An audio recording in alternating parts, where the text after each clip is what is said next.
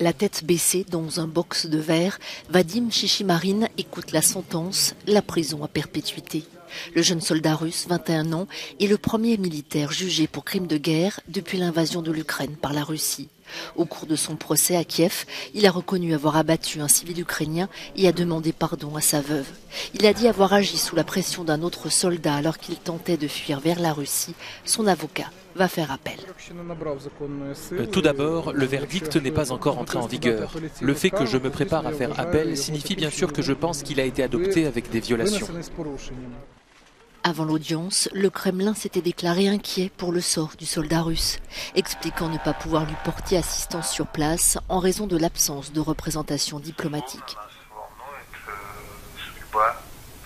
Malheureusement, nous n'avons pas la possibilité de protéger ses intérêts sur place. Il n'y a pratiquement aucune activité des agences russes à l'étranger.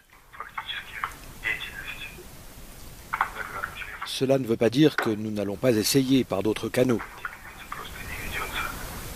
Le sort de chaque citoyen russe a pour nous une importance capitale.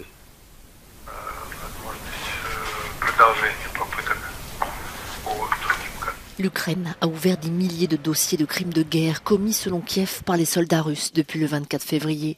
Les enquêteurs affirment avoir déjà identifié plus de 8000 cas présumés de crimes de guerre. Les ministres de la Justice de 5 pays occidentaux, dont les États-Unis, ont fait savoir qu'ils soutenaient cette action judiciaire.